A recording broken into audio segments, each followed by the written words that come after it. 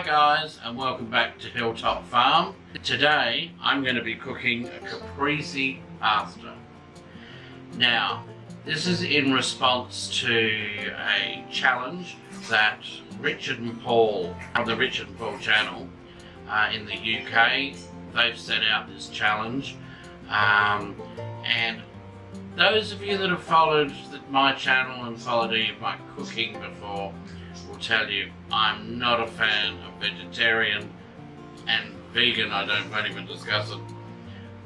But they are vegetarian.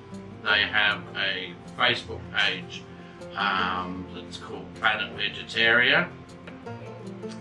Now I'll put the link to their channel down below, as well as their Facebook page, in case you are interested and you want to go over and have a look. But their challenge is that we've got to cook a vegetarian meal that's nutritious, relatively simple, but only has 5 ingredients. Now the 5 ingredients, you don't have to include any herbs and spices. You don't have to include sort of cooking oils or sauces or anything like that. These are your sort of your basic ingredients. Now, even though it's vegetarian, we are allowed to use cheese, which is fantastic. Mine, I've got, for the actual main ingredients, I have half packet of fettuccine pasta. I've got 2 cups of cherry tomatoes, straight out of the garden, maybe an hour ago. I have basil, there is garlic, fresh mozzarella cheese has been cut up into cubes here, and fresh Parmesan cheese. There'll also be salt and pepper and things like that, and a really good olive oil, by the way. Now, I know that sounds like more than 5 ingredients, but when you actually take off the things that we are allowed to use, I think I've probably only got 4 actually. So I've got the tomatoes, the pasta, and the 2 cheeses. But even if you want to include the basil, because it's a bit more than you would call just a herb, you know what I mean? So even if you include that, it's still only 5. So anyway, we'll get on with it. Now, for your convenience, I have this prepared. Here is the recipe. If you go down to the description below, there will actually be a link to this, so that you can either download it to your computer and save it with your recipes if you keep them on your computer, or you can print it out and pop it in a folder, or do what have you. But it's all ready to go. The measurements are all there. And the second page has the method.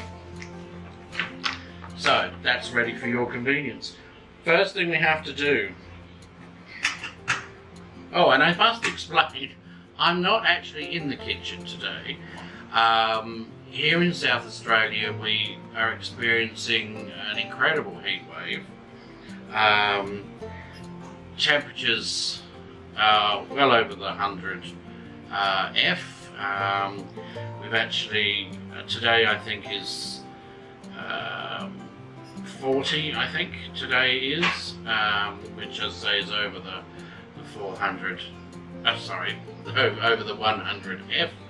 And 2 days time we're actually expecting, at this stage they're saying 44, but they're saying they could go as high as 47, depending on how the next day or 2 pans out. And they're predicting that Adelaide, which is the city sort of 3/4 of an hour away that way, could actually break its all-time record temperature since they've been recording it. So, pretty hot. So I was not going to stand and sweat in the kitchen. We have beautiful air conditioning here at Hilltop Farm, and it's most efficient here in the living room, dining room. So bear with me if it looks a bit Heath Robinson, like I'm setting up for camping or something. Now, first thing you want to do is you need to bring your water to a boil. Okay, now I've got a pink Himalayan salt here. Now, a lot of you people will jump up and down and say, oh, you must salt your water with pasta. Well, personally, I think you must. It's a teaspoon of salt. And it's not like at the end you're going to drink all that water. Very little salt will actually end up in the pasta. And then that pasta's split between how many people? So, you know, at best you get like half a pinch, not even. So don't get your knickers in a knot. Okay, but with this particular recipe, there's one very important reason why we do leave the salt in. It's not optional, it has to go in there, because when we are finished, we are going to be using some of this starchy water. We're going to be saving some and using some of it to go back into the dish to thicken it and help make the sauce. So, when we're at a nice rolling boil, we're going to pop our fettuccine in. Now, as most of you probably know, with pasta, you do have to keep your eye on it and stir it periodically, because it will clump. And fettuccine is probably one of the worst for that, sticking to itself. So regular poking and prodding and stirring is called for. Right. Now, I won't bore you while we wait for this to actually come up to heat, but we need this to be about a minute off being cooked. If your actual packet has a cooking time, stop a minute before that time is up. If not, keep your eye on it. And just, you know, when you taste it, you think it just needs a fraction of a minute more, that's when you stop it, okay? And when you're at that point, or when I'm at that point, I should say, we'll come back and carry on. Okay, and we're back.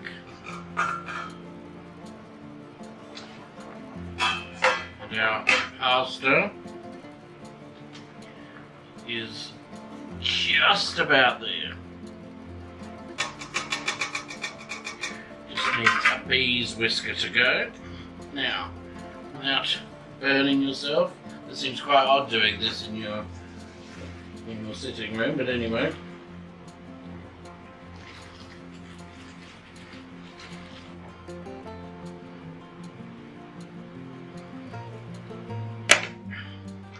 Now, if you're someone that rinses your pasta, please don't. Okay, pop it back in the pan to keep warm. And as I said, reserve the water for the time being. Now, I'll have the kitchen fairies come in and wave their wand, and I'll be right back. Okay, you ready? 1, 2, 3, go. Abracadabra. Shazam! Okay. Now, got our electric frying pan here today. Don't normally use an electric one, so bear with me. Okay. Use a lot of olive oil, about 1/4 cup. Olive oil is terribly good for you anyway.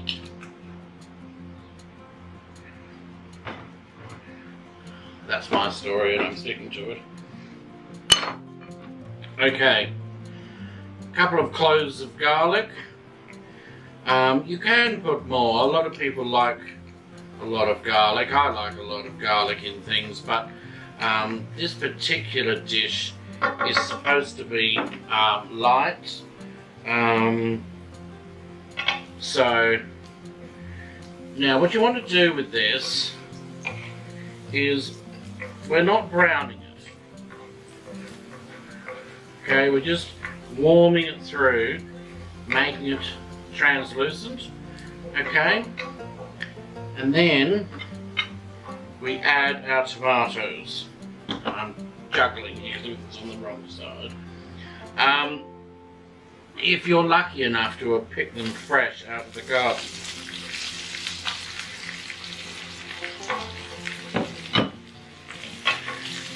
Now we're just going to lightly move them around. We're not here to beat them to death, you understand. We want to warm them through gently until they just start to break down and the juices start to run. Because the sauce that is in this is really the tomatoes, the juice of the tomatoes starting to run, along with mixed with the olive oil and a little bit of the starchy water. And that's basically all it is. And then the parmesan added to it will help everything stick together. It will help it stick to the pasta. It'll be gorgeous. As I say, it's supposed to be it's a summery, sort of a light flavoured thing. You can,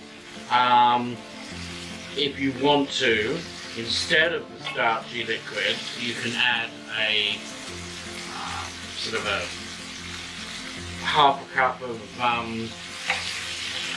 wine, if you like.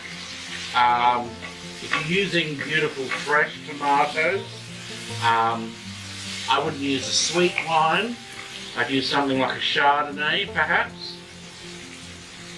But, as about, I think last time I checked, it's about 87% of my subscribers are actually in the Northern Hemisphere, and of course they're in the middle of winter. Chances are, any tomatoes you get will come from one of those dreadful supermarket places and probably be grown somewhere hydroponically. So my suggestion is they never have enough flavour. So if you are using those types of tomatoes, I would add probably 1 to 2 teaspoons of just plain sugar sprinkled over the top at this stage, and let it work its way through. It will bring out what little flavour in the tomatoes is there. It will bring it out. It will enhance it. If you're adding wine instead of starchy water, add a sweeter wine. And as I say, that's if you're dealing with hydroponically grown store-bought tomatoes. Almost at the stage where they're breaking down. It's terribly easy, this. One of our judges for this I don't know whether you want to call it a contest or a challenge or what it is Vivi from the What Vivi Did Next channel. And I do happen to know she likes a glass of wine, so if this makes it to the finals, Vivi, and you're going to be trying it, get a couple of your friends over, get a bottle of champagne, put half a glass in here, liven it up, and then you and your friends can have a lovely lunch. Now you see, these are starting to break down. I don't know how well you can see from there, but they are starting to break down. in here. Right, so what we do now, I've got a ladle. Now, here we go with the starchy water.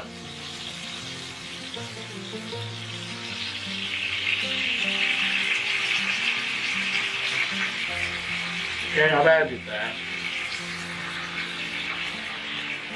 That's wonderful. Now, add your pasta.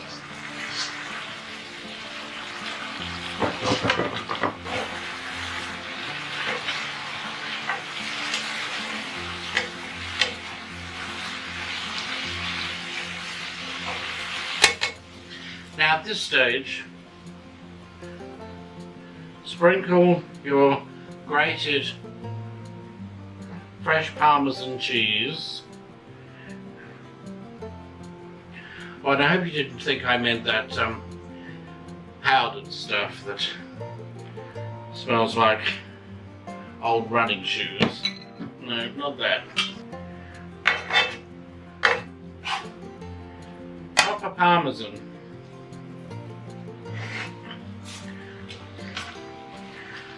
Okay. Now,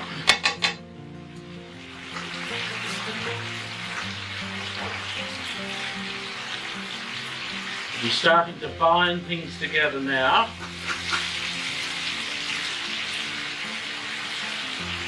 Now, a few good grindings of black pepper.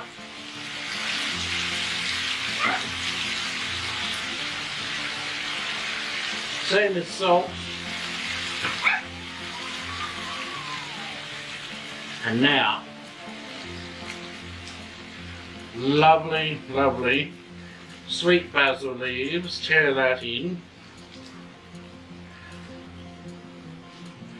Always a joy. The smell of basil. I mean, you tell me someone who doesn't like that. It's not normal. Okay, be quite liberal, you know. Now, the heat from that will start, obviously, causing all that to collapse and break down. And now, evenly distribute your mozzarella.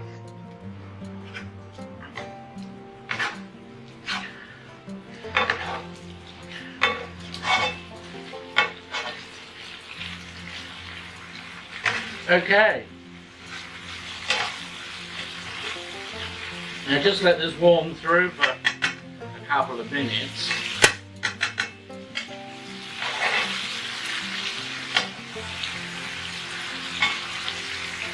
Let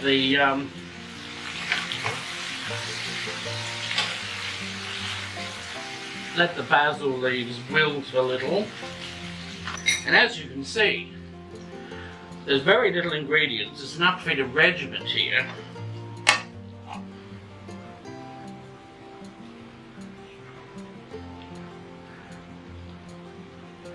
Right, now when you serve it, which is a messy process,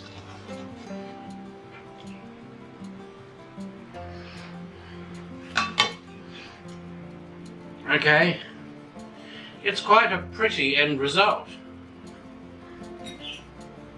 And let me taste this.